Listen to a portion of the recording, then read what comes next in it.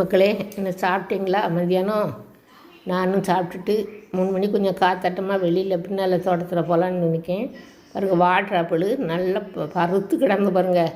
காரணம் என்னென்னா 2 கொத்து தான் இருந்துச்சு. அதனால ஒவ்வொரு காயும் நல்லா திரட்சியாக இருந்துச்சு பாருங்கள். இது ஆரம்பத்தில் காய்க்கும்போது அவ்வளோ சுவையாக இல்லை. இப்போ ஒரு 3-4 ட்ரிப்பு காய்ச்சிட்டு அதனால ரொம்ப சுவையாக இருக்குது. இந்த 2 கொத்து தான் இப்போ இருக்குது மரத்தில். வேறு எங்கேயும் இது காய் இல்லை.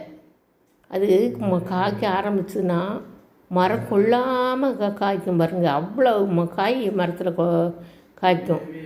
அப்படி காய்க்கும்போது நம்ம இந்த பறவைகள் இருக்குது பார்த்திங்களா, இந்த வவ்வால், கிளி, குருவி எல்லாம் வந்து கொத்திட்டு போயிடும்.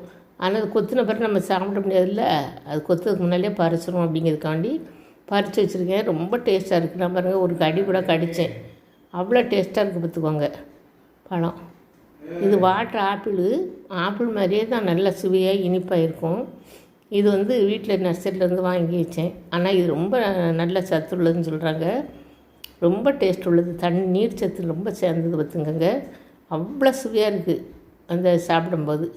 ஆனால் சில சமயம் மரம் கொத்தாக காய்க்கும். தடவை என்னமோ 2 கொத்து தான். அதனாலே என்னமோ ரொம்ப பருசாக நல்லா திரட்சியாக விளைஞ்சிருந்தது பார்த்துக்கோங்க. நீங்களும் உங்கள் வீட்டில் கொஞ்சம் இடம் இருந்ததுன்னா இந்த மாதிரி ஒரு வாட்டர் ஆப்பிள் கண்ணை வாங்கி வைங்க. இதில் ரெட் கலர் இருக்குது. ஆனால் ரெட் கலர் வந்து இன்னும் காய்க்க ஆரம்பிக்கலை. ஒரு 2 காய் விட்டுது. அது பிறகு 2 காய் அதுக்கு பிறகு இதாகலை. இப்போ இது தான் வந்திருக்கு. எடுத்து சாப்பிட்டுருக்கேன்.